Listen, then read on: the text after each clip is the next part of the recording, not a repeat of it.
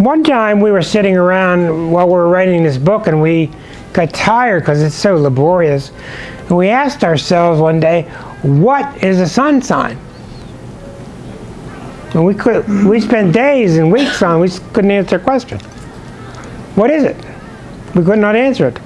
People think it's a constellation out there. That's all what it is. Can you answer it? What's a Leo? What's a Virgo? Why does it start here and stop there? Years ago, pre-Christ, picked up the archetype through feeling, Plato, etc., and called it different things. Plato's forms today, they call it Jung's archetypes. As entities themselves, living, vibrating, intelligent entities, these archetypes are. This is why you say to Joe, what got into Fred last night? What got into Bill last night?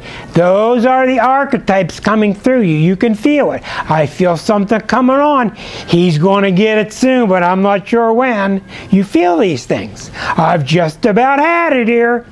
The astrologer can tell you exactly because the planet symbolizes when you've had it.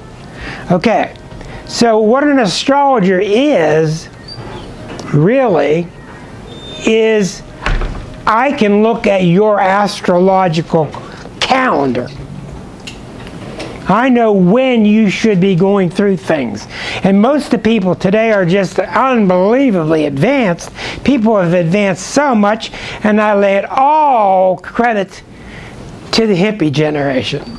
Because this generation is the one that made it happen. The hippie generation owes it all to the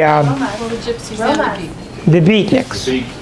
When I was 7, 8 years old, my brother accidentally took me downtown, took me in the wrong building, and we walked into this place, and they were in there going, hey now, like what's happening in Nelsville, and poets and berets, and I said, oh, get me out of here, what is this place?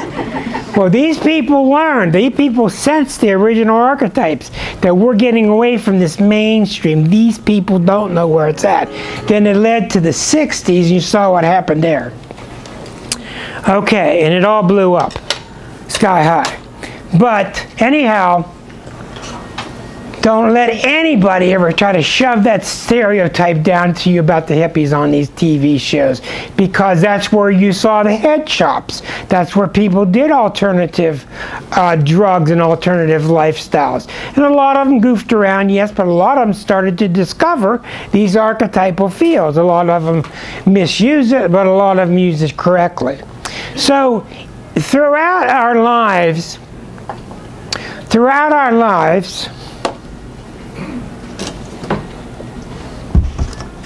Pluto has been moving very slowly.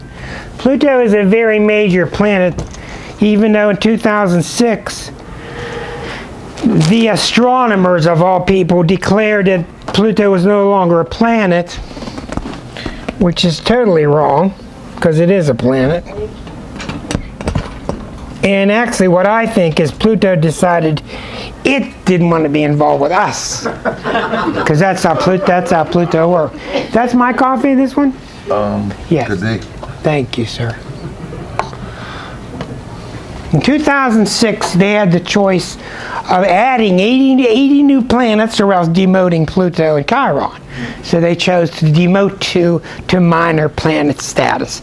And now they're teaching these unfortunate children that Pluto's not a planet. Well, if you're an astrologer, Pluto is a planet. And she's the big mama. She's the one that makes the earth shake.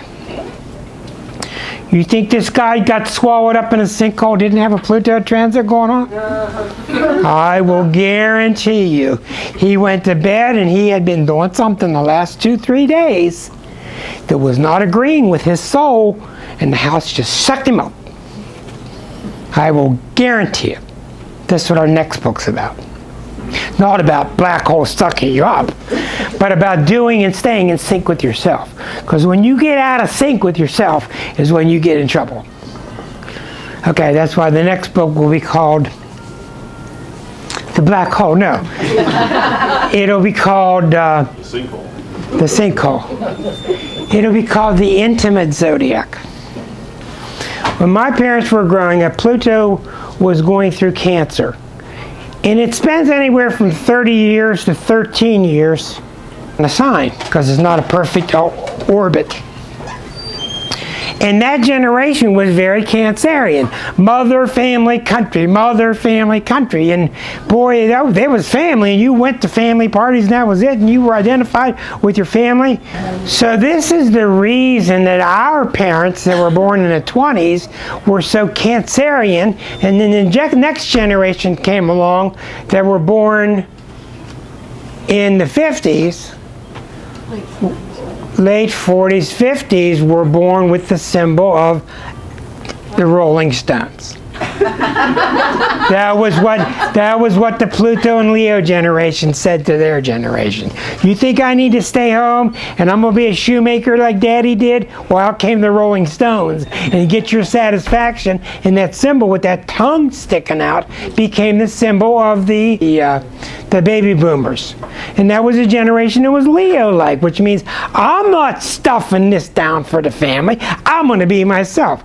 So you can see that each generation picked up an archetypal value, and that's why the kids in the 50s and 60s did their Woodstock thing and all, because it was a Leo imprint. We didn't have the values, to our dismay, that the Pluto and Cancer people did.